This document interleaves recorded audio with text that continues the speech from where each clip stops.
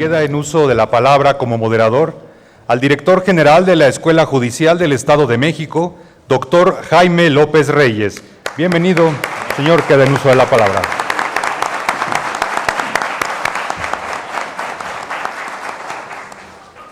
Muy buenos días, nos encontramos aquí en las instalaciones de la Escuela Judicial del Estado de México para abordar un tema muy importante que es la lucha contra la ciberdelincuencia.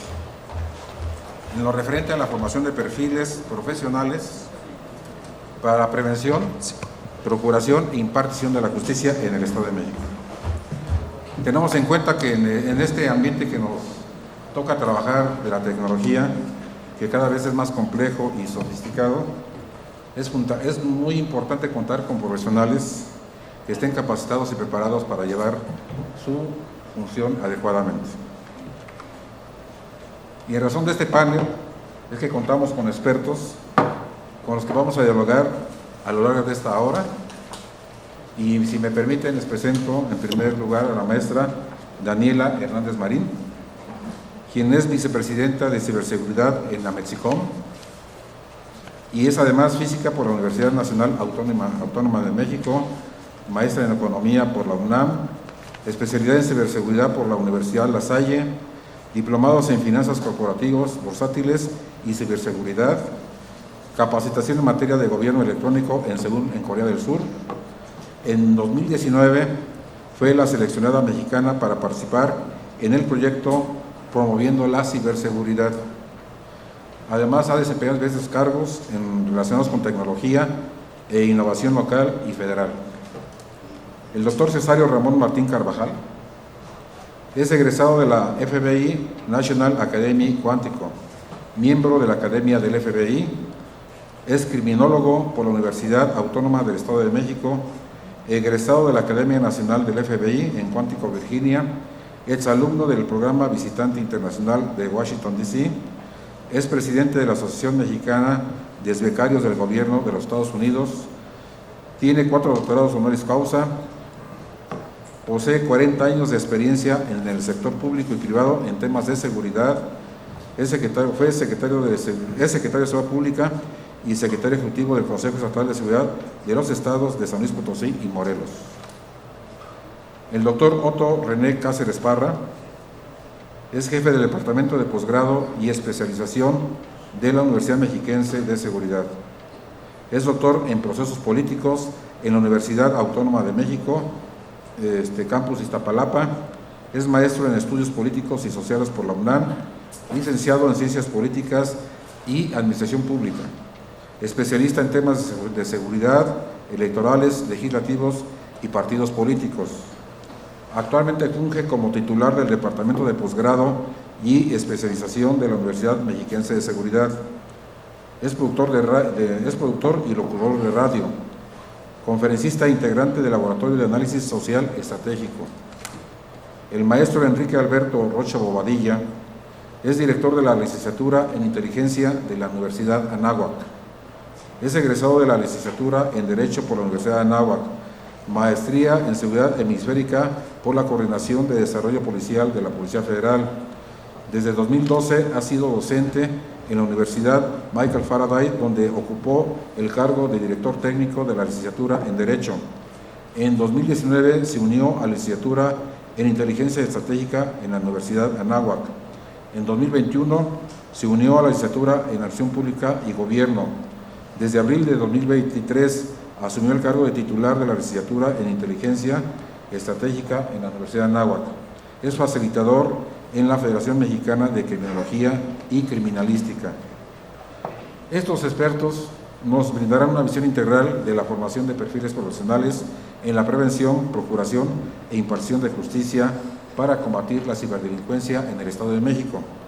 Sus conocimientos y experiencias en distintos ámbitos enriquecerán nuestro debate.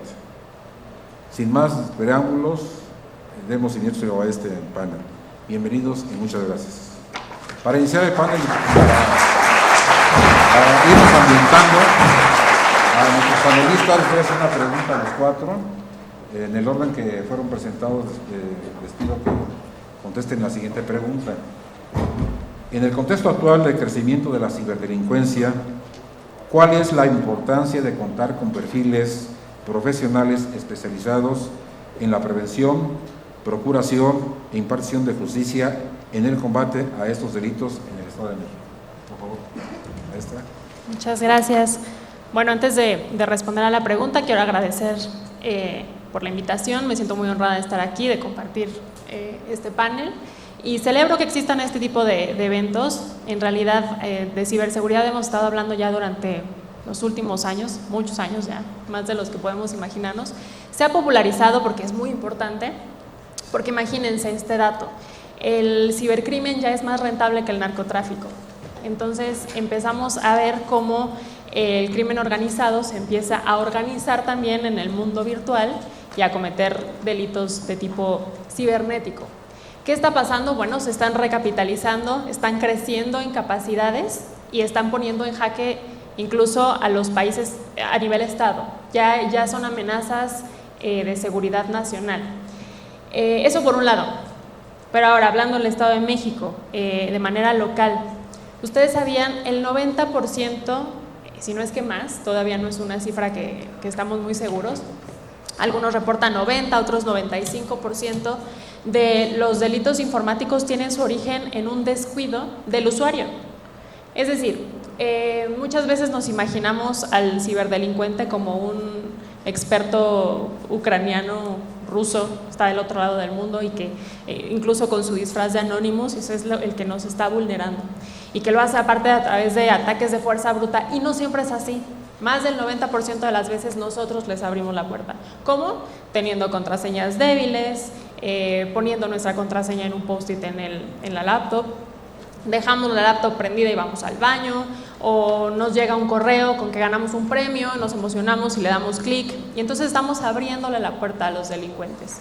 ¿Qué pasa? Pues que ellos son más, y nosotros, quienes estamos en el lado de la seguridad y de la defensa, porque también es importante hablar de ciberdefensa, aunque esto tiene una connotación a nivel Estado, a nivel país-nación, sí es importante que sepamos cómo contener este tipo de ataques.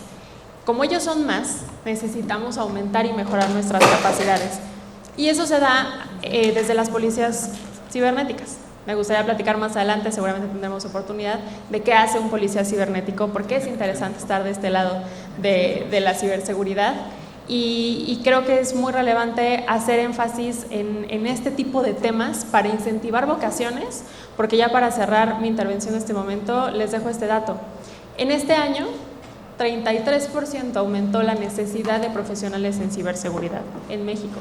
Y se prevé que en México y en el mundo, para el año 2025, tendremos 35 millones de vacantes en materia de ciberseguridad. Entonces, somos muy pocos todavía contra ellos, los ciberdelincuentes, que son muchos.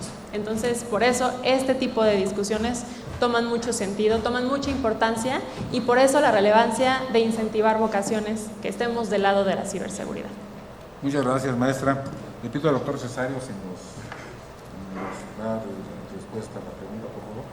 Sí, coincido. Yo creo que, en primer lugar, agradezco a la Universidad Mexiquense en Seguridad y al Poder Judicial la invitación.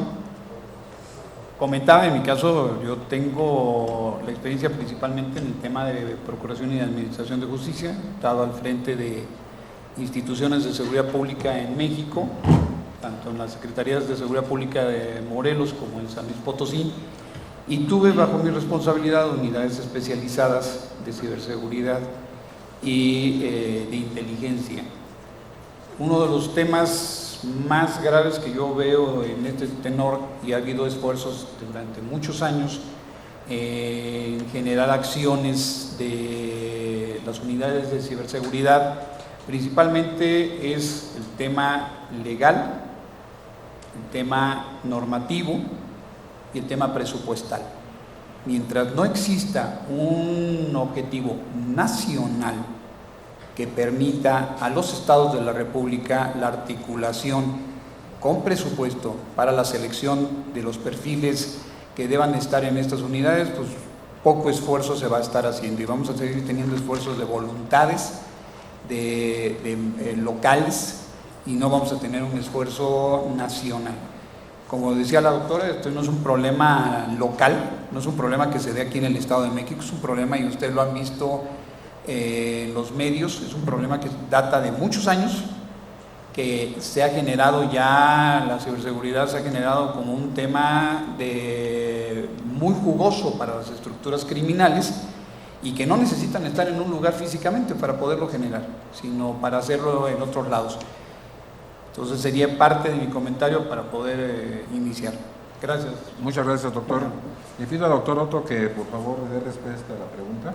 Muchas gracias, buenas tardes a todos y gracias por acompañarnos en esta invitación a ser parte de este foro que nos lleva a reflexionar sin duda, ¿no?, acerca del impacto que la tecnología tiene en nuestro devenir diario, ¿no?, porque nos conecta a todos sin duda a través del ciberespacio, ¿no?, este lugar donde confluye prácticamente la total de la globalidad, digamos, ¿no?, hasta en un 95% de todo el mundo. Entonces es uno de los exponentes máximos de este tema, ¿no?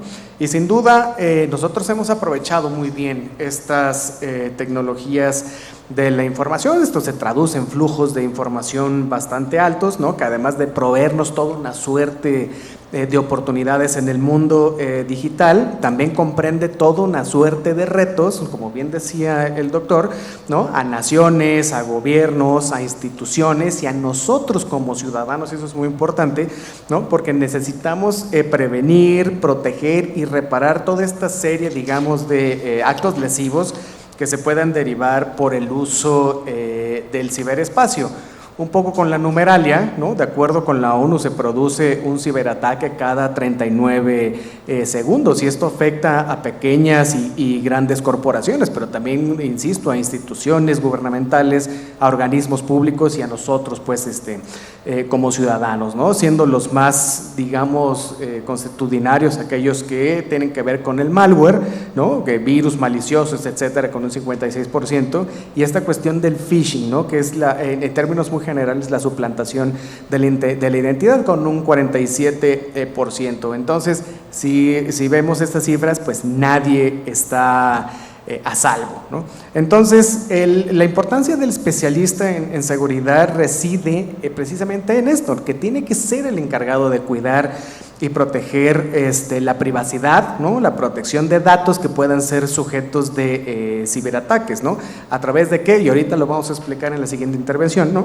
Con planes, con proyectos, con programas y con herramientas de seguridad que puedan darnos soporte, ¿no?, pero que también automaticen parte de estas tareas, ¿no? Y algo muy importante que estábamos platicando ahorita que estábamos en esta suerte de backstage, llevar a cabo labores de ciberinvestigación, o sea, entiéndase ciberinteligencia, y como bien lo plantea el maestro Rocha, también cuestiones de ciberinteligencia, ¿no? Entonces, creo que hemos romantizado un poco, con esto termino mi intervención, creo que hemos romantizado, como bien lo dice la maestra Hernández, este papel del especialista en ciberseguridad, es decir, lo hemos reducido a esta especie de hacker que puede craquear cualquier sistema haciéndose del control de vías de tránsito, de control de aeropuertos, de dispositivos móviles, etcétera, ¿no? Pero siempre bajo una visión un poco de costo-beneficio, ¿no? Un poco lo que sucede con los analistas de inteligencia, el pensar que todos son una suerte de James Bond, y no es cierto, hay que sentarse en un escritorio a revisar información, a clasificarla, en fin, ¿no? Entonces, la realidad nos demuestra cada día que esto no es así, y por supuesto que la cuestión de los ciberataques todos los días crecen más, pero porque todos los días estamos inmersos, ¿no?, en el ciberespacio, y así va a seguir. Entonces tenemos que pensarlo a través de esta lógica, una lógica preventiva a futuro. Muchas gracias, doctor. Le pido al maestro Enrique su intervención. Muchas gracias. También inicio agradeciendo a la Escuela Judicial, a la Universidad Mexiquense en Seguridad por esta invitación, y a quienes me han antecedido en el uso de la voz, porque bueno, ya han explicado la importancia de contar con los perfiles especializados, y a mí me gusta aterrizar mucho más las cosas. Para entender la importancia, esto tiene mucho que ver con cómo definimos la seguridad. En la Universidad de Anáhuac, en los diferentes programas, sabemos que la seguridad se define por el objeto de protección. Si queremos definir seguridad nacional, tenemos que entender cuáles son los intereses que queremos proteger. Si queremos definir seguridad pública, de la misma manera, cuáles son los valores que están inmersos. Y en el caso de la ciberdelincuencia y la ciberseguridad, los perfiles especializados necesitan poder entender cómo se mueven las dinámicas al interior de la red. Justamente el día de ayer no tuve la oportunidad de acompañar este foro porque estaba en otro con Guardia Nacional, y justamente una de las ponencias estaba la Guardia Cibernética exponiendo que entre el 1 de diciembre de 2018 y el 15 de mayo de 2023 han atendido un promedio de 7,000 eventos de diferentes tipos de delitos que han iniciado en las redes digitales, y no solamente se han quedado en las redes, sino que han trascendido a la vida de las personas. Delitos de desaparición forzada han sido 243 eventos que han detectado desde la Guardia Cibernética a través de redes digitales. Delitos de fraude, 401, personas desaparecidas, 617, y en el caso específico del Estado de México sabemos que ha habido por aquí un challenge de estos de TikTok que ha empezado a afectar a niños y adolescentes, de niños que se desaparecen de sus casas y los vamos identificando cuando ya aparecen en las fiscalías porque nadie conoce su paradero, y todo resultó que todo empezó en la red social, ¿no? Temas de secuestro también identificados a nivel nacional, 685, y un número grande en pornografía infantil de 1,698 denuncias que han sido atendidos por la Guardia Cibernética, y otros 2,521 delitos que están todos en una misma bolsa. Valdría la pena desglosarlos porque comprenden extorsión, usurpación de identidad, violencia digital. Muchos sabemos que en las redes sociales es muy común el tema de la violencia digital. Tenemos perfiles para la prevención de esa violencia que ocurre en redes sociales. Dentro de la formación que tenemos en las academias o en las universidades, podemos identificar cómo se mueven las dinámicas sociales dentro de la red. Las dinámicas sociales que normalmente tenemos como campo de prevención en la seguridad en todas las policías, tiene su propia naturaleza cuando ya nos movemos en un entorno donde los usuarios nos dan de entrada una anonimidad, porque tenemos un avatar y tenemos al usuario que está detrás, y entonces entender que el usuario que está detrás va a sentirse con mucha mayor libertad de acción, precisamente porque tiene esta pantalla en medio, este filtro en medio de la red digital, pues lo que nos indica es que tienes que tener un analista que sea capaz de establecer cuáles son los patrones, las dinámicas de estos comportamientos para poder atender estos fenómenos de violencia que ocurren en las redes. Y ese perfil no es un perfil común que tengamos abierto. Entonces, ¿cuál es la importancia de contar con perfiles especializados? Es que la realidad se va moviendo de manera diferente. Cuando hablamos ya de temas muy específicos de medios digitales, ¿cómo están nuestros perfiles de codificación? ¿Sabemos encriptar y desencriptar? No es necesariamente muy difícil, pero se requiere técnica. Sabemos adiestrar a través del machine learning a las inteligencias artificiales para ayudarnos a la desencriptación, para poder monitorear redes, para hacer monitoreo de redes, de cómo se están comportando los usuarios en el mundo digital. Bueno, eso se puede hacer con minería de datos, con machine learning, entrenarlas a las inteligencias artificiales. Recientemente, me parece que la semana pasada, salió una publicación de una persona que entrenó a esta nueva tecnología de ChatGPT para hacer monitoreo en la Deep Web, que es normalmente un tema que no solemos tener presente en nuestras redes. Entonces, ¿cuál es la importancia? La importancia es que el entorno digital es un mundo completo que está ahí dispuesto para quienes lo quieran tomar, y los ciberdelincuentes, que ya los han mencionado, quienes me han antecedido en el uso de la voz, están capacitándose y están entrenándose a veces hasta de manera muy empírica, porque donde no hay una supervisión, pues todos los demás van a hacer todo lo que quieran hacer. Entonces, y con esto concluyo. Yo quisiera concluir diciendo, el peor enemigo que tenemos en atender la ciberdelincuencia es la ignorancia de cómo se mueven las dinámicas de las redes, cómo funcionan las tecnologías digitales y cómo podemos tener colaboraciones para que lo que no podamos hacer dentro de un solo cuerpo, lo podamos hacer a través de centros de investigación. También las universidades estamos para eso. y tener colaboraciones con diferentes dependencias para poder ampliar esa capacidad, que si las tenemos precisamente por ser perfiles especializados muy reducidas, permitirnos extender nuestra red de seguridad también en el ambiente digital. Muchas gracias. Muchas gracias, maestro.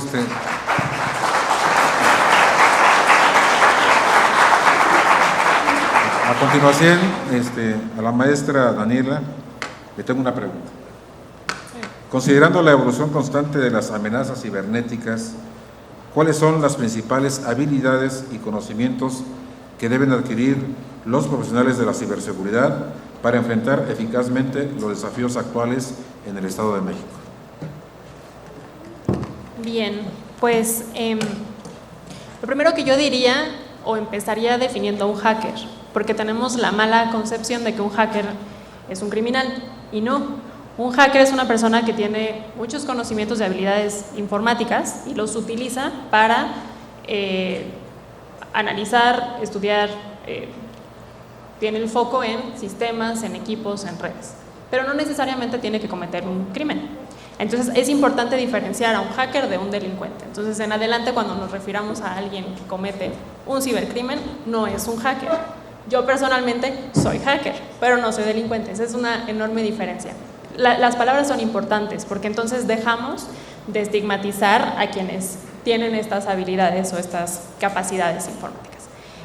La segunda precisión que me gustaría hacer es que quien piense que la ciberseguridad es un asunto meramente técnico, se equivoca.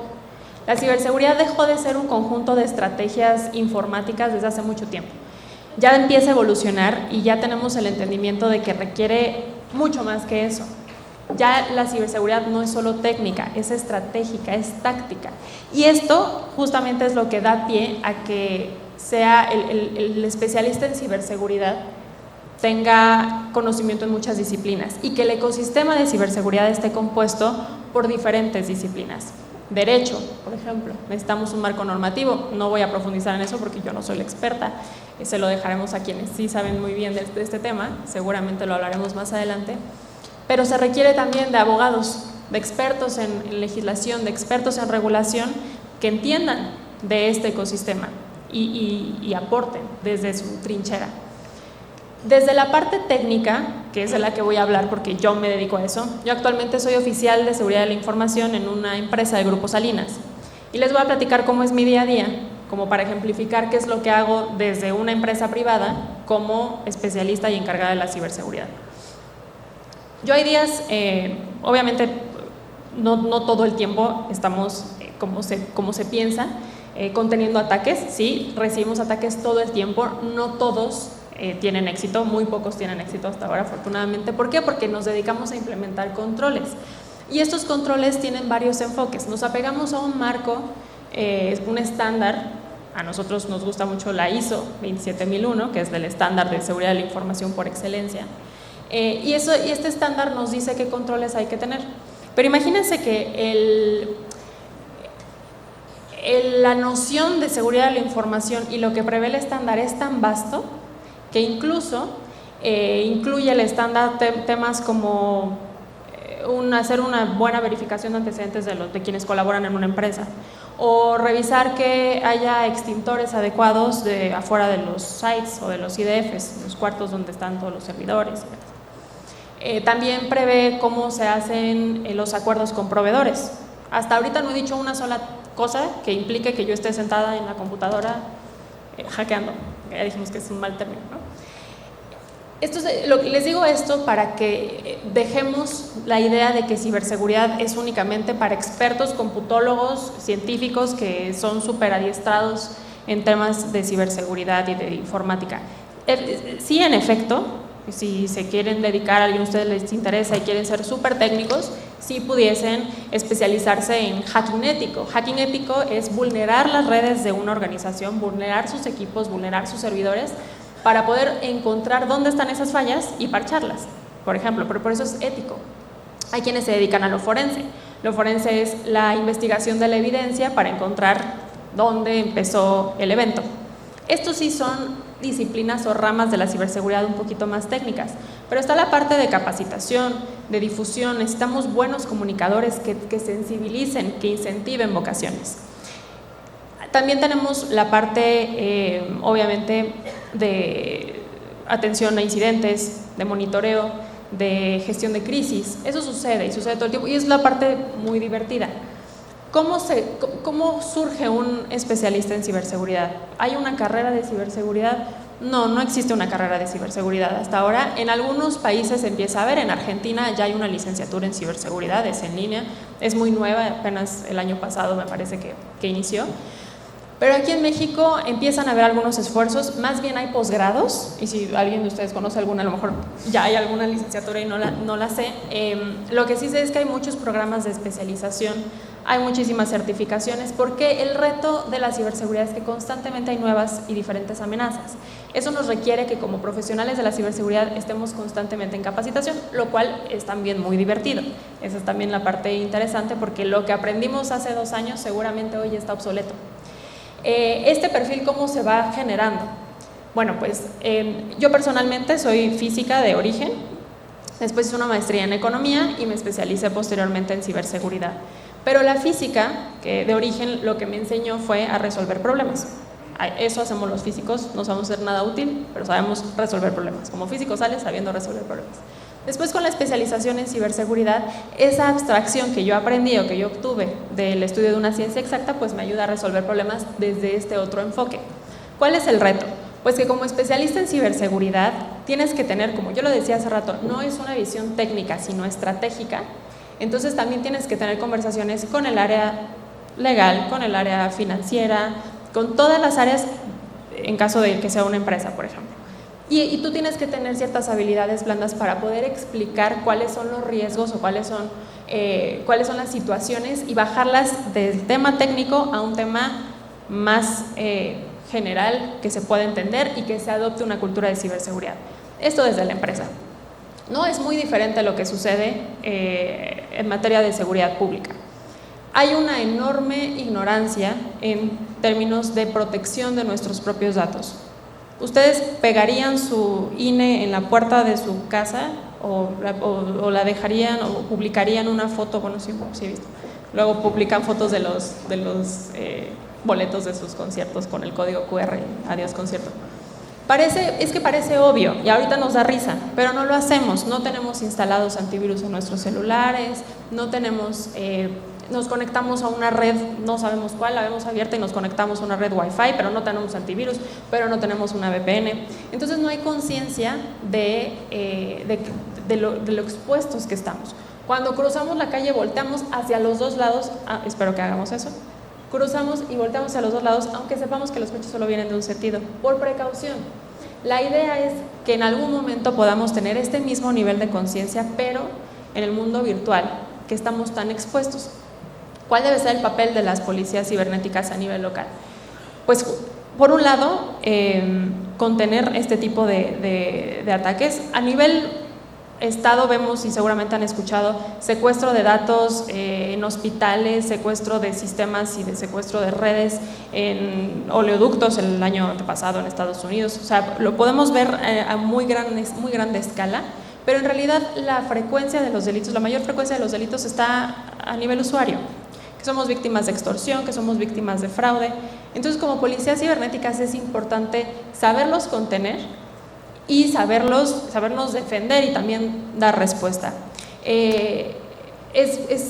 Ya lo mencionaron también mis colegas del panel, los datos son alarmantes y seguramente si no les ha pasado a ustedes, han escuchado ya de alguien que ha sido víctima de algún tipo de extorsión, de fraude, por medio de un correo electrónico, es el más común, se llama phishing, y seguramente si no los han atacado, o si alguien levanta la mano y dice, a mí no me han atacado, seguramente sí y no lo saben.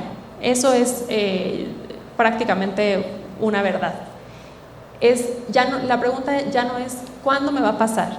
La pregunta no es ¿me va a pasar? Ya es ¿cuándo me va a pasar? Pero ya esto está tan permeado el ciberdelito en la sociedad que ya ni siquiera es ¿cuándo me va a pasar? Sino ya me pasó y no me di cuenta, ya no tuve tiempo de remediar. Esto pasa a nivel organizaciones y esto pasa también a nivel personas. Tenemos que ser súper críticos en qué es lo que estamos dejando, qué controles estamos dejando de poner desde nuestras casas, de no poder tener una contraseña de Wi-Fi que estemos cambiando, dejamos la que nos entregan, por decirlo menos. Aquí nos podemos quedar todo el día hablando de posibles riesgos. Pero lo importante también es que no tenemos buenos comunicadores también, o sea, necesitamos difundir este tipo de cosas, necesitamos incentivar vocaciones porque, como ya les dije, tenemos un déficit impresionante de especialistas en ciberseguridad de todo tipo, tanto para quienes están en empresa como para quienes van a estar en academia, quienes están en las policías. No hay recursos humanos suficientes. Y es una carrera que, si bien no se estudia de origen, se va construyendo, y prácticamente cualquier persona con interés en ciberseguridad puede ser una especialista en ciberseguridad. Para cerrar y poder también escuchar la participación de mis compañeros, pues yo les diría algo también muy importante, lo mencioné hace rato, y que tenemos que vigilar, y si ustedes están interesados también en entrar en este mundo de la ciberseguridad, y ocasionalmente quienes así lo decían también en ciberdefensa, la soberanía se va a defender únicamente con instrumentos y tecnologías modernas, y si no las sabemos usar, entonces estamos en completa indefensión. Ellos, los malos, los ciberdelincuentes, son más que los hackers éticos, que los especialistas. Entonces, ya de entrada, como en el mundo real, tenemos una desventaja. Entonces, lo que yo les quiero transmitir con esto es que es una carrera muy padre, es una carrera muy divertida, de mucho aprendizaje. Todos los días son diferentes. A lo mejor yo les platiqué la parte aburrida de la documentación, pero en realidad, cuando estás en el incidente y cuando contienes y cuando aprendes a partir de las lecciones aprendidas a anticiparte al próximo evento, puede ser bastante gratificante. Hay mucho espacio, hay mucho trabajo, hay mucha necesidad, sobre todo porque, recuerden, el 90% de los cibercrímenes se originan por un descuido. Imagínense entonces las personas adultas mayores, los niños que expuestos están, y por eso necesitamos más y mejores vocaciones. Muchas gracias. Muchas gracias, maestra. Doctor Cesario, desde la perspectiva de la Procuración de Justicia, ¿qué aspectos son fundamentales para garantizar la efectividad en la investigación y el enjuiciamiento de los delitos cibernéticos en el Estado de México? ¿Cómo se puede mejorar la colaboración entre las instituciones y los actores involucrados? Gracias, Miguel. Bueno, en primer lugar, yo creo que tiene que haber una coordinación. Yo siempre he establecido que la coordinación es fundamental en todos los ámbitos, y principalmente en este. Si no está coordinada la Fiscalía General de Justicia del Estado con la Secretaría de Seguridad Pública Estatal, no va a poder permitir establecer aspectos que conozcan las actividades delictivas. Obviamente hay una serie de organizaciones que lleva la Secretaría de Seguridad Pública, que son la sociedad civil, las cámaras, los consejos coordinadores, los comités de seguridad. Ellos pueden dar información que sea muy importante para la prevención, y obviamente la Procuraduría, derivado de las carpetas que se tengan, poder tomar las acciones correspondientes en este tema. Yo comentaba en la mesa hace un momento que yo veo con preocupación que ha habido desde el 2017, ha habido varios esfuerzos en el gobierno de la República en donde se establecieron acuerdos del Consejo Nacional de Seguridad Pública para generar las unidades de ciberseguridad a nivel estatal. El Estado de México nos quedó atrás, creó su unidad de ciberseguridad, está operando, está trabajando. Se estableció en el acuerdo 1226 del 16 que iba a haber recursos que los estados proporcionaran con fondos federales, pero no se establece qué cantidad de fondos se iban a utilizar para estas unidades.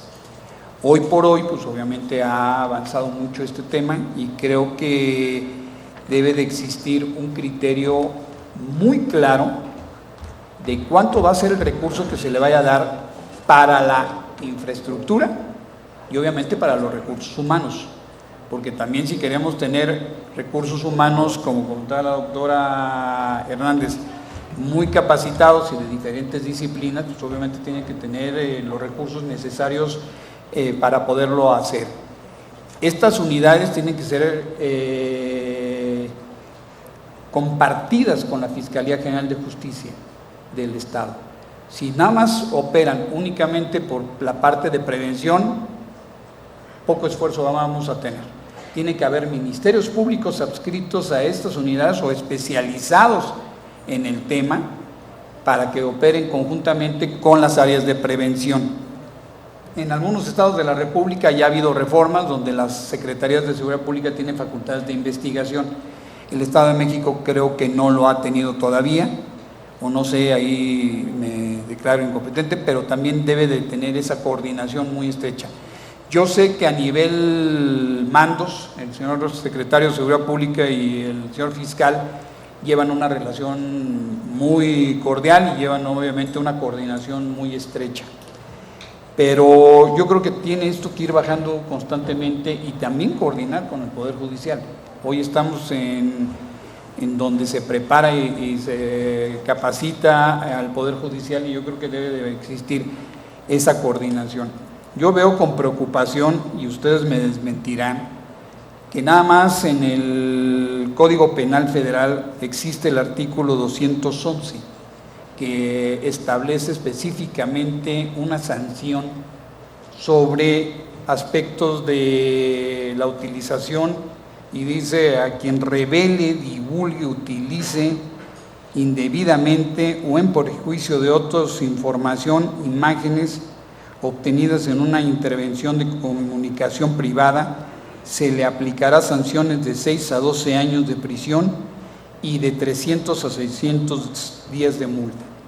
Yo veo con preocupación que nada más encontramos el artículo 211 del Código Penal. Yo lo comentaba hace ratito, que creo que sería muy importante después de este foro hacer un derecho comparado de los 32 estados de la República, que permita conocer cada uno de los estados cuáles son los delitos que su Código Penal establece para este tipo de delitos. Porque podemos conocer, y hemos conocido, lo comentaba yo hace ratito y lo comentábamos, una serie de actividades delictivas que se han dado, o que a alguien le hackearon el teléfono, o que se metieron a una empresa, o que una empresa denuncia que fueron víctimas de extorsión, pero ¿bajo qué figura jurídica se va a actuar? Quienes son ministerios públicos en esta sala o quienes nos están escuchando entenderán perfectamente que, y obviamente el Poder Judicial, que se tiene que tener un marco jurídico. Entonces, si se hace un estudio, al final de este programa, yo siempre que he tenido la oportunidad de estar acá en el Estado de México, tuvimos, y hago ahí el paréntesis y el comercial, el año pasado vinimos con la Asociación de Egresados de la Academia del FBI, hicimos el foro internacional donde hubo varias instituciones y varios países, y dejábamos también una tarea que se le entregara al Congreso de la Unión los resultados del foro. Derecho comparado, cuáles son los delitos locales, cuáles son los delitos que se tienen que presentar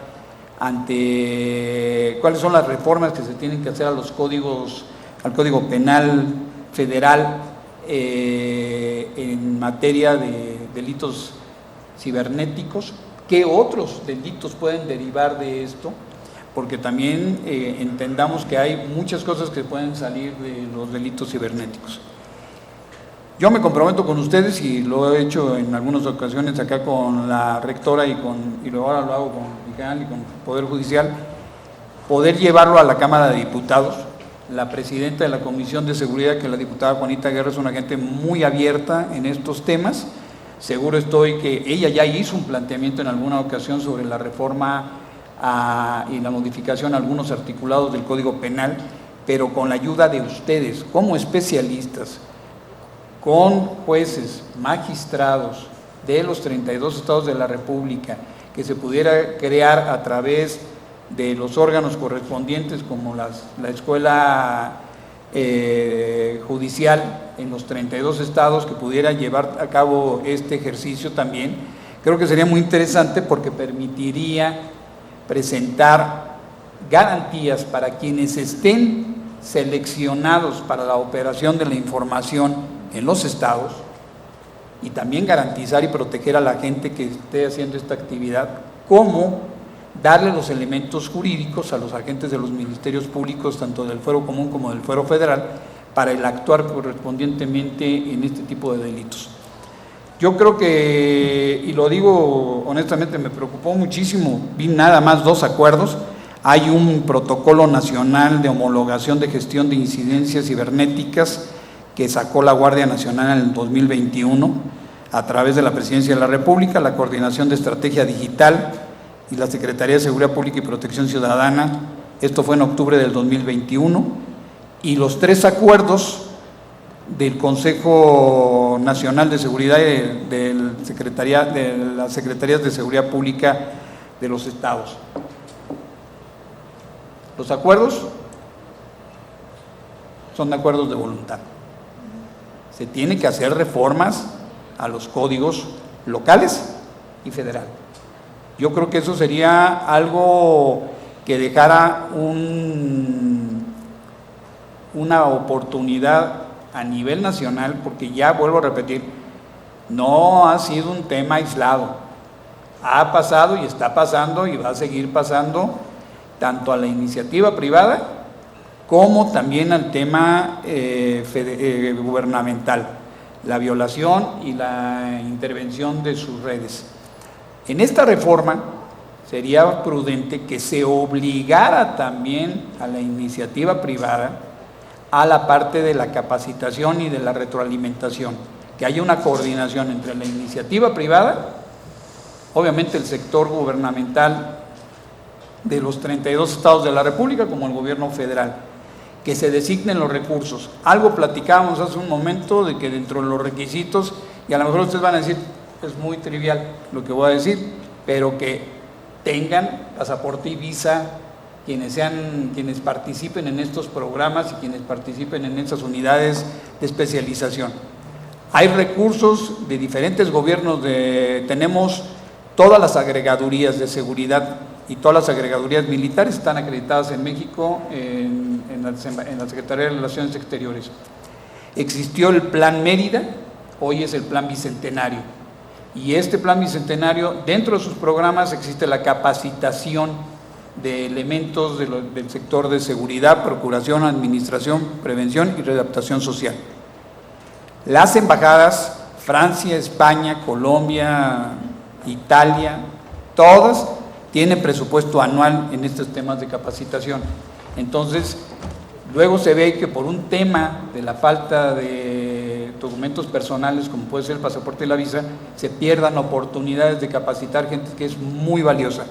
Se los digo porque además yo tuve la responsabilidad, después de San Luis, de irme como titular jurídico de la sección de asuntos antinarcóticos para el Departamento de Estado, manejando el Plan Mérida en México, en la unidad bilateral de seguimiento, y se perdió mucha gente que tenía experiencia, mucha gente que quería seguir trabajando en estos temas porque no tenían la visa. Y a lo mejor se fue al siguiente año o al siguiente programa, pero por vía de mientras creo que es un tema de oportunidades. La licenciada no me dejará, la doctora no me dejará, maestra no me dejará mentir, ella se fue a un programa internacional del Departamento de Estado, en el cual es financiado totalmente por el gobierno. Entonces, hay muchas oportunidades. La capacitación no nada más se queda en México, la capacitación se tiene que tener en todos los países involucrados. Hay organizaciones internacionales que están dedicadas a los temas de ciberseguridad, pero no nos podemos quedar viendo las páginas o sabiendo que existen y no participar. Entonces yo creo que son 2 temas. Uno es el tema del derecho comparado con todo este tipo de situaciones, y la otra es conseguir las oportunidades a través del Departamento de Estado, de las agregadurías, de las asociaciones, para que se pueda ir a capacitar a otros países personal específico en estos temas. Muchas gracias. Muchas gracias, doctor. Doctor Otto, en términos de formación académica y profesional, ¿cuáles son las áreas de conocimiento clave que deben abordarse en la preparación de los perfiles profesionales para la prevención, procuración e impartición de justicia en el ámbito de la ciberdelincuencia. Además, ¿qué enfoques educativos y metodológicos son necesarios para fortalecer esta formación? Muchas gracias. Sí, bueno, yo me voy a referir a ello desde el ámbito académico, estrictamente en la formación policial, y trataré de ser muy concreto en ello. Como bien decía el maestro Rocha, bueno, hay que partir de saber qué se entiende por ciberdelincuencia, ¿no? Y tenemos que entender a como el acto que infringe la ley, que se comete usando, por supuesto, las tecnologías de la información y la comunicación para atacar las redes, los sistemas, los datos, los sitios web y la tecnología para facilitar un delito. Entonces, una vez que sabemos qué es la ciberdelincuencia, pues la formación especializada se convierte en un punto básico para cubrir esta, digamos, brecha, ¿no?, entre el nivel de expertos de seguridad que contamos en la actualidad, y la maestra es muy buen ejemplo de ello, pero también aquellos que se están demandando de cara al futuro próximo, ¿no? Entonces, a mí me parece que el perfil en especialista en ciberseguridad debe contar con toda una serie de particularidades que se pueden lograr por medio de la formación de equipos multidisciplinarios. Y aguas, esto es importante, porque no podemos esperar que una sola persona conozca de todo el entramado que tiene que ver con la ciberseguridad. Sin duda habrá cuestiones de capacitación y formación que lo lleven, pero habrá gente que sea mejor haciendo, no sé, hackeo ético, habrá gente que sea mejor viendo qué pasa con el malware, habrá gente que sea mejor recabando datos y viendo cuestiones de ciberinteligencia, ¿no? Entonces, me parece que tenemos que partir de aquí, de que sean grupos interdisciplinarios que cuenten con estudios en diversas tareas. Ahora, ¿cuáles son estas tareas? Bueno, son bastantes, o sea, es decir, son matemáticas, telecomunicaciones, servicios y aplicaciones, análisis y gestiones en Big Data, ¿no?, en automática, en robótica, desarrollos de apps, que son por donde entran más fácilmente todas estas cuestiones que nos pueden llevar a generar la generación de un delito, aplicaciones web, ¿no?, estas cuestiones de multiplataforma, de telemática, por supuesto ingenierías en software, en seguridad informática, en tecnología en comunicaciones, en ingeniería en informática, ¿no?, en inteligencia artificial, digo, por mencionar las más importantes, pero también hay otras ahí, hay cuestiones que tienen que ver con el derecho, en fin, ¿no? Entonces, me parece a mí que con ello el experto en seguridad informática, ¿no?, en ciberseguridad, pues puede llevar a cabo, ahora sí, ¿qué labores puede llevar a cabo? Pues la protección de información a través de varias cuestiones que ya hemos comentado, otra vez como el hackeo ético, ¿no?, el cuidado con los sistemas informáticos, con los servidores en línea, con los dispositivos móviles,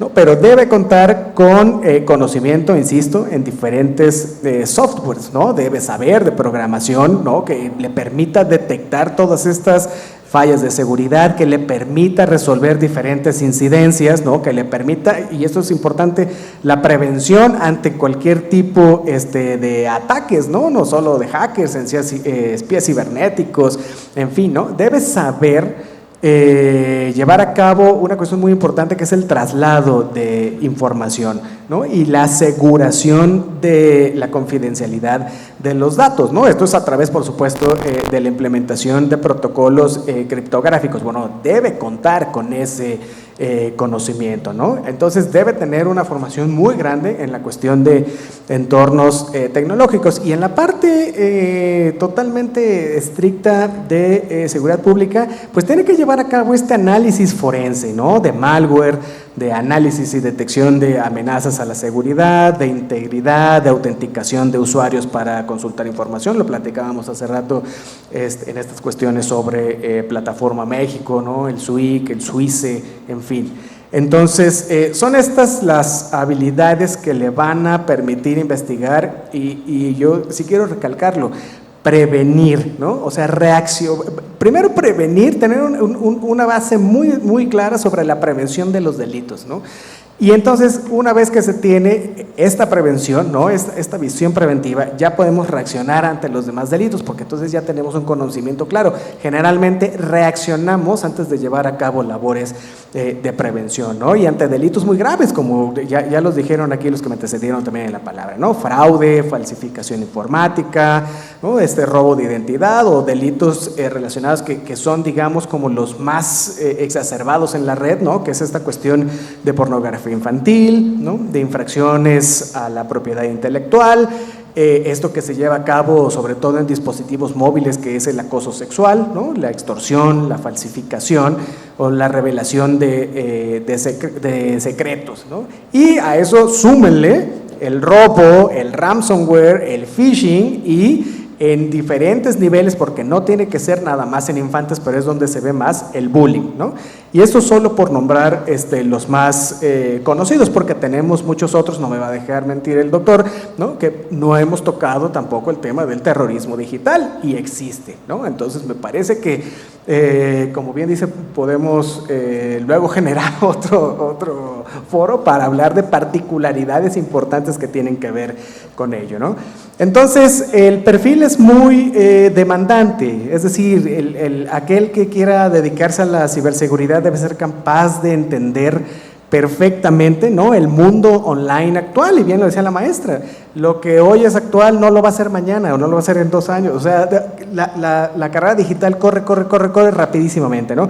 Entonces se requiere esta habilidad y necesidad constante de crecimiento, pues, y de innovación, ¿no? O sea, en pocas palabras, de formación continua, ¿no?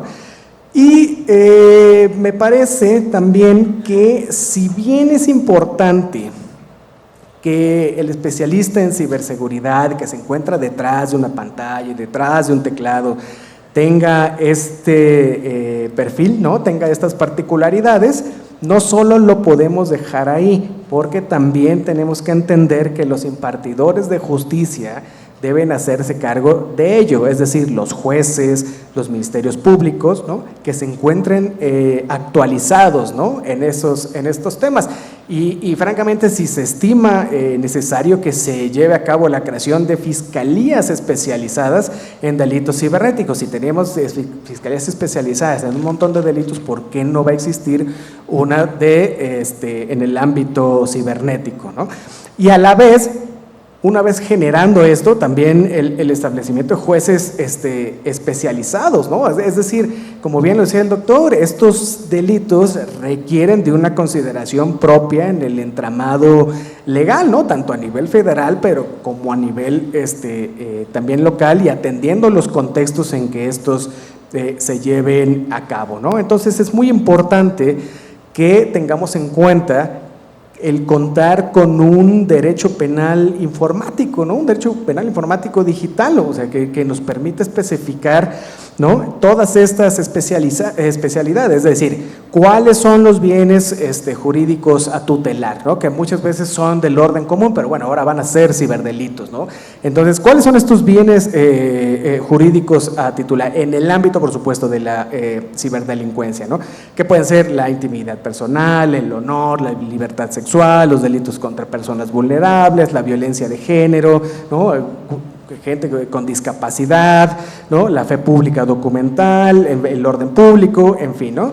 Y todas estas particularidades criminológicas, ¿no? Que es el modus operandi, la repercusión social de la ciberdelincuencia, la generación de estadísticas, etcétera, ¿no? Entonces, yo creo que en un esfuerzo por profesionalizar este perfil de los profesionales en ciberseguridad, ¿no? O sea, no se debe contar no solo con estas capacidades ya descritas, sino que el mismo debe tener una gran capacidad de análisis personal que le permita llevar a cabo, ¿no? En el estricto sentido de la seguridad pública, labores de investigación. Y lo platicábamos también fuera de aquí del escenario, ¿no?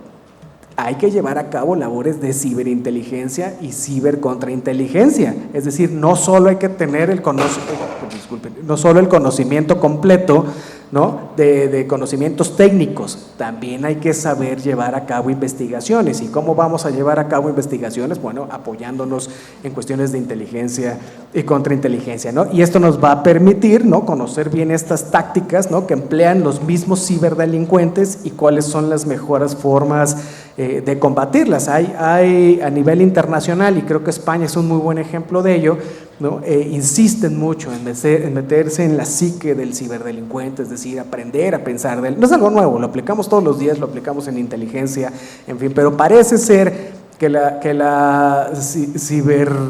todo lo que tenga que ver con los ciber parece ser que es algo nuevo, cuando lo hemos tenido desde hace años, ¿no? Y parece que esta cuestión novedosa no nos permite avanzar porque no la conocemos. No, sí la conocemos, pero tenemos que integrar, ¿no?, estudios perfectamente sustentados metodológicamente en todo lo que acabo de decir para poder generar perfiles que nos permitan llevar a cabo el combate a cualquier tipo de delincuencia, porque no solo es delincuencia organizada, ¿no? Cualquiera puede ser un ciberdelincuente, ¿no? Y bueno, también que nos permita actualizarnos constantemente. Entonces, yo lo dejo aquí, quería ser muy concreto y me parece que esto da la pauta, ¿no?, para tener una idea muy específica sobre la cuestión que debe cumplir un perfil en ciberseguridad, específicamente en el área de la seguridad pública. Muchas gracias. Pues muchas gracias, doctor.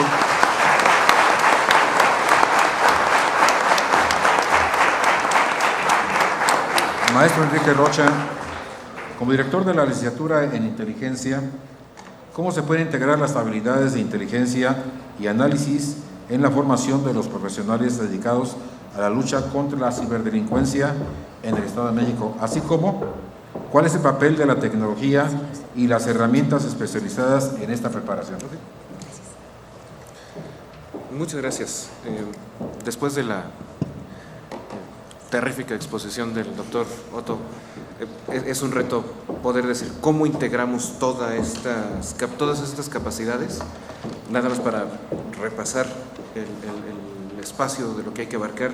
Él nos habló, empezando por matemáticas, telecomunicaciones, Big Data, robótica, automatización, ingeniería en software, ingeniería informática, inteligencias artificiales, que son campos muy específicos, e integrarlos representa un reto, pero sobre todo cuando estamos hablando de formar especialistas. Y es que, ¿cómo aprendemos a hacer cualquier cosa? Lo aprendemos practicándolo. Nos levantamos un día a gatear y practicamos gatear, y luego practicamos caminar, y luego practicamos correr, y luego practicamos caernos. Y si aprendimos algo, aprendimos también a que empezamos por levantarnos, ¿no? Entonces, ¿cómo se integran todas estas habilidades? Por lo menos en lo que hacemos en la licenciatura en inteligencia estratégica es con un poco de creatividad y también entendiendo que hay niveles de trabajo. Muchas de las especializaciones de las que estamos hablando son para ingenieros en sistemas, ingenieros en tecnologías de la información, que son especialistas en su rama. Y no todos necesitamos saber todo, necesitamos saber lo suficiente para entender cómo aprovechar las habilidades de los demás y cómo armar colaboraciones. Porque tratar de una sola persona practicar todas las habilidades es mucho trabajo con muy poco resultado y por lo tanto no es una actividad estratégica. Y pues resulta en poca inteligencia. Nos va a dar demasiada tarea, ¿no? Entonces, sí, necesitamos práctica ¿en qué? Necesitamos práctica en entender los entornos, entender las tecnologías, cuáles son los marcos de la programación, cuáles son los marcos de el despliegue tecnológico, quiénes son los actores que están desempeñando las tecnologías, es decir, quiénes son las empresas que están desarrollando determinadas tecnologías, quiénes son los proveedores de servicios, quiénes implementan las redes de comunicación. Decía el doctor Cesario hace un minuto de obligar a las empresas a colaborar para este tipo de actividades y a veces, sobre todo en los temas de seguridad, tenemos dos formas de hacer que las demás personas hagan lo que queremos. En inglés, les pido una disculpa si suena un poco feo, normalmente lo distinguen entre cooperation y compliance, entre cooperar con los demás u obligar a los demás. Y las dos formas son maneras en las que podemos hacer que los demás cooperen con nosotros. ¿Qué es lo que hacen en el marco europeo con redes sociales, específicamente Facebook? Es un tema que constantemente está en las noticias, donde Facebook infringe el marco europeo de privacidad y entonces están multando constantemente a Facebook. Pero dentro de la dinámica también hay un tema de colaboración, porque lo que hacen los marcos de europeo, el marco norteamericano, y lo que tenemos que trabajar también en México con nuestras redes digitales es hablar con el proveedor de servicios para decirle: necesito que me permitas entrar a tu red a hacer determinadas actividades. En su momento, la División Científica de la Policía Federal tenía unidades destinadas a colaborar con estos proveedores de servicios cuando tenían una denuncia para la investigación de un delito que ya se había cometido. Con la información que estaba en la red social, lo primero con lo que nos enfrentamos es con el acceso a la red. Empezamos con: esto es una comunicación privada porque está dentro de un entorno que este proveedor de servicios maneja como privado para los usuarios de la red. Para poder entrar a Facebook tienes que tener un perfil. Y eso ya, en el momento en el que tienes que tener un perfil, una contraseña, ya estamos dentro de un entorno de comunicaciones privadas. Por lo tanto, tienes dos formas de actuar: a través del monitoreo de lo que es público y a través de identificar perfiles. Y cuando la División Científica tenía estos requerimientos que venían con un mandamiento ministerial autorizado por autoridad judicial, se le requería al proveedor de servicios, en este caso, en el ejemplo, a Facebook: necesito poder monitorear la actividad de este perfil. Y como viene con una orden ya debidamente ejercido, control de legalidad para que se haga esta actividad, pues el proveedor lo que tenía que hacer es abrir un acceso especial para que la gente que estaba realizando la tarea pudiera hacer el monitoreo de este usuario concreto para saber cómo se había realizado la conducta y, en su caso, cómo se había, o bueno, en un momento dado, ya poder hacer la traza de toda la actividad y poderlo presentar posteriormente a la carpeta de investigación y poder proceder. ¿Qué es lo que se hace entonces? Pues lo que tiene que hacer el investigador no solamente es saber cómo funciona el sistema, también tiene que saber cómo colaborar con las demás instancias y tiene que tener el acercamiento con los proveedores para que abran estas colaboraciones. Podemos buscar tener una cooperación más amplia con los diferentes servicios donde están actualmente manejándose, y no solamente es Facebook. Facebook es en México el proveedor de servicios más grande de redes sociales, pero TikTok, en 3 años que lleva ingresado, ya tiene 55 millones de usuarios, que es prácticamente casi la mitad de los usuarios que ha tenido Facebook en casi 20 años. Entonces, la velocidad con la que TikTok está avanzando es tremendamente rápido. ¿Cómo estamos con nuestras colaboraciones con Twitch, con Discord, con otras redes sociales que son para nichos específicos de personas que pueden ser vulnerables? En el caso concreto estoy pensando en niños, niñas y adolescentes. Lo que necesitamos saber entonces es qué habilidad es la que tenemos que practicar. No es necesariamente la habilidad informática, es la habilidad de entender los patrones de comportamiento en la red. Sí necesitas saber por lo menos los fundamentos de todo lo demás y después armar las colaboraciones. ¿Quiénes son los talentos o las cabezas o los proveedores que me pueden dar estas habilidades ya dentro de lo tecnológico? También captar para las corporaciones a estas personas que pueden tener estas habilidades concretas y después estratificas, no por nivel jerárquico, sino por capacidades. Es decir, vas a tener a tu pool o vas a tener a tu equipo de informáticos que van a estar haciendo el monitoreo concreto, y después vas a tener un nivel diferente donde vas a tener el monitoreo de la actividad y un nivel diferente donde vas a tener la toma de decisiones de qué es lo que quieres hacer. ¿Cómo integras las habilidades? También diversificando las tareas, planeando cómo haces este rastreo de información, esta búsqueda de información, y después también tienes que tener un nivel de los que hablan con los operadores del sistema de justicia, porque así como es un conocimiento muy especializado para la investigación, el abogado que va a hacer la defensa o el agente de la fiscalía que va a llevar el caso ante el juez no están obligados a saber la parte informática. Pues necesitas tener el enlace que le pueda dar la forma, el investigador que le pueda dar la forma de cómo introduzco toda esta información al proceso de justicia. que es otro lenguaje diferente, porque en el proceso de justicia hablamos sobre formalidades del procedimiento, debido proceso legal. Tenemos dos momentos muy específicos donde se va a analizar qué es lo que ocurrió. El primer momento es, si queremos llegar a una vinculación a proceso, pues necesitamos determinar una carpeta de investigación donde podamos establecer que ha ocurrido un hecho que la ley califica como delito y tenemos que poder especificar cómo la actividad digital entra en este delito y segundo, la probable intervención de determinadas personas. Y aquí es donde volvemos a esta parte de la anonimidad. ¿Cómo identificamos a las personas que participaron? Para muchos delitos, mencionaba yo hace un rato, la actividad que ha hecho Guardia Cibernética con delitos concretos que han salido de la red. ¿Qué es lo que se hace? Se utiliza la red como un medio de comisión, como un medio comisivo. Tú vas a perseguir el delito que ocurrió en la realidad, utilizas los medios digitales como medios comisivos y entonces tienes que poder explicar cómo estos medios comisivos llegaron a configurar este hecho que la ley califica como delito y quiénes son los participantes. Entonces necesitas niveles de comunicación. Esta es la habilidad que necesitamos practicar. El entendimiento de las redes, el entendimiento de los comportamientos en la red, tener tu pool de investigadores y quién se los traduzca a los operadores del sistema. Porque ¿qué es lo que van a hacer los abogados? Yo como en algún momento también desempeñándome como defensor, pues lo que hacemos los abogados es aprovecharnos de todas las cosas que no sepa la fiscalía y de todas las cosas que nosotros podamos saber.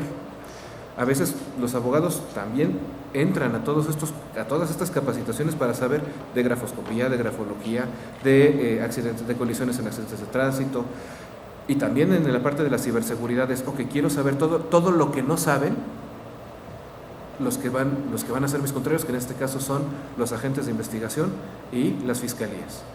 Y a partir de todo lo que no saben, yo sé dónde están mis áreas de oportunidad, me capacito y después armo mi caso de la defensa.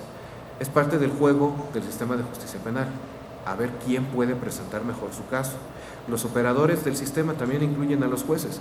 La capacidad de traducirle a los juzgadores esto que ocurre en el mundo digital de una manera lo más sencilla posible es la habilidad que se necesita de parte de las áreas que intervienen en la investigación, prevención y procuración de justicia. ¿Qué tipo de colaboraciones? Colaboraciones muy sencillas como el Estado de Hidalgo hace 3 años lanzó un proyecto para conectar cámaras de seguridad al C5 del Estado. Cámaras de seguridad privadas de las personas, las que tienen afuera de sus comercios, afuera de sus casas.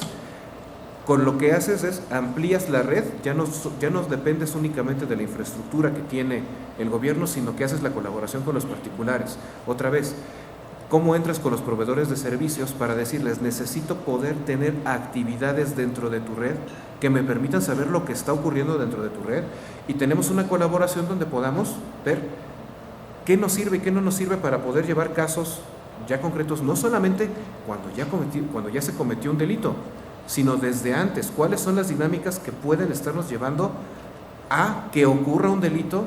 Y que sabemos que, bueno, en el caso del derecho penal es una parte bien complicada poder tener una acción penal anticipada o una acción penal contra un delito que podemos prever que puede ocurrir pero que no necesariamente está ocurriendo y donde todavía no entramos a temas de tentativa. Es un tema ahí de dogmática que también hay que trabajar, pero en un momento dado primero empezar a tener la información y empezar a tener las colaboraciones y los accesos. Por citar un ejemplo de algo que se ha hecho también en el mundo, no necesariamente en México, y se puede ver el trabajo y los resultados. Andy Greenberg también es un especialista en sistemas, que tiene un libro que se llama Traces in the Dark, o algo así como Rastreadores en la Oscuridad. Está disponible en las librerías digitales, aunque únicamente en inglés, pero lo que él básicamente narra es cómo se infiltró en un grupo de hackers para lograr entrenar una inteligencia artificial que le pudiera decir cómo estos hackers estaban moviendo criptomonedas en el mundo. ¿Cuál era la tarea de estos hackers? La tarea de estos hackers era lavar dinero a través de criptomonedas. Ellos no estaban involucrados con la comisión de delitos específicos, no estaban metidos ni con secuestro, ni con extorsión, ni con ataques necesariamente a empresas de manera directa. Lo único que tenían que hacer era mover todo a través de criptomonedas. ¿Y cómo lo hacen? A través de foros de discusión. Hay foros de discusión de hackers. Y entonces pasas todo un filtro para poder ingresar. y una vez que te puedes empezar a platicar con los diferentes usuarios, pues vas identificando quiénes son los que van moviendo los hilos, y en un momento dado pues él como que se rentó a las actividades de estos grupos de hackers, que en este caso serían delincuentes de lavado, y simulaba a través de inteligencias artificiales que estaba haciendo incidentes, que estaba haciendo ataques, y entonces tenía toda la codificación y podía mostrar todo lo que era un ataque como si fuera real, para poder ir diciendo que él también era parte del grupo y empezar a subir también escalones en la pirámide, y después toda la información podérsela proveer a las unidades de investigación, y en un momento dado poder hacer los operativos para identificar quiénes son los usuarios concretos y detener esta red. Esto ya es público, se puede ver en este libro. Y que es entonces una habilidad también que es muy importante, que es de estas de las que llamamos habilidades blandas, creatividad. Tener la capacidad de no quedarnos únicamente con lo que aprendimos en la academia. Y esta a veces es muchas veces lo más difícil, porque ya Max Weber, como padre de las burocracias y de las dogmáticas burocráticas, ya decía que las burocracias son la mejor forma de matar la creatividad. Porque una vez que empiezas a procesar todo con el mismo ritmo, todo tiene que entrar, y a veces yo daba este ejemplo en algunas academias de cómo funciona el sistema de justicia penal. Bueno, el policía va a hacer una detención y va a introducir a la persona al sistema de justicia penal, va a pasar por todo el proceso como si fuera una banda de producción, y lo queremos sacar con pijama de rayas. Sí, esa es la idea que tenemos del sistema de proceso penal. Lo introducimos de un lado a través de una detención y lo sacamos con pijama de rayas del otro lado ya en prisión. Esa es nuestra concepción del sistema de proceso penal. Esa burocracia nos enseña a pensar en un cuadro, a pensar todo como que todo tiene que seguir el proceso únicamente, y entonces pues nos va matando la creatividad. Algo que se necesita sobre todo en el campo de las habilidades digitales es la capacidad creativa, de poder identificar que todos estos movimientos, si alguna vez los aprendimos, en 3 semanas ya se mueven diferente. Y en las siguientes 3 semanas también se van a mover diferente. Porque así funciona el comportamiento humano también en el mundo digital. Entonces, muchas gracias. Entonces, la manera de integrarlo, ya para concluir, muchas gracias, de integrarlo es, otra vez, práctica, diversificación, colaboraciones, creatividad. Muchas gracias. Muchas gracias, maestro.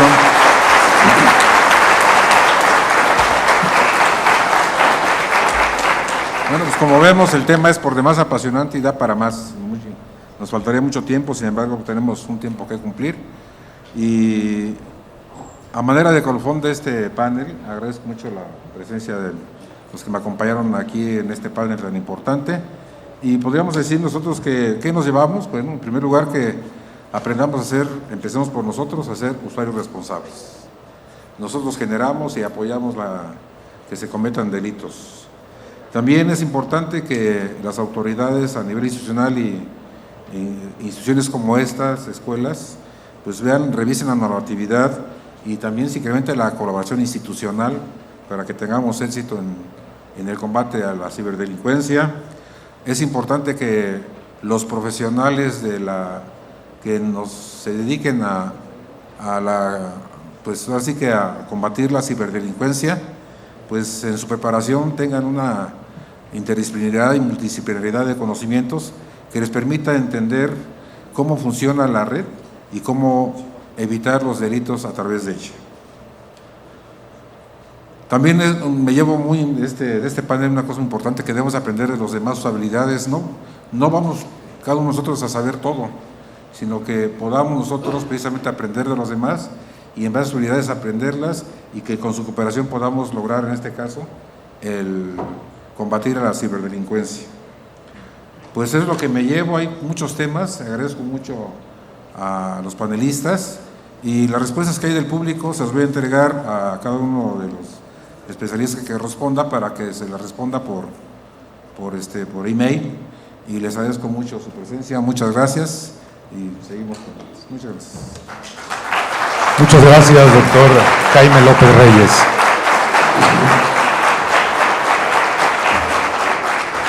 Bien, pues en este momento, a nombre de la Secretaría de Seguridad del Estado de México y del Poder Judicial del Estado de México, se van a otorgar reconocimientos por su presencia y su participación en este foro internacional. Recibe maestra Daniela Hernández Marín.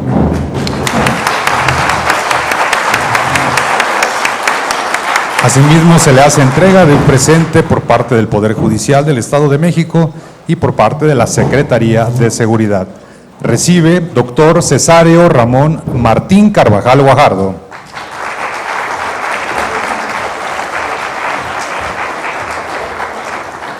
Recibe reconocimiento maestro Enrique Rocha Bobadilla.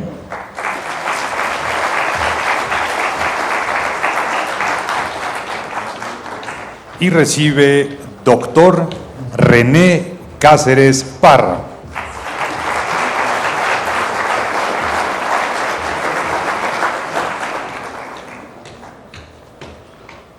Y por supuesto también recibe como moderador y anfitrión el director general de la Escuela Judicial del Estado de México, doctor Jaime López Reyes, recibe reconocimiento como moderador. Fuerte el aplauso, por favor.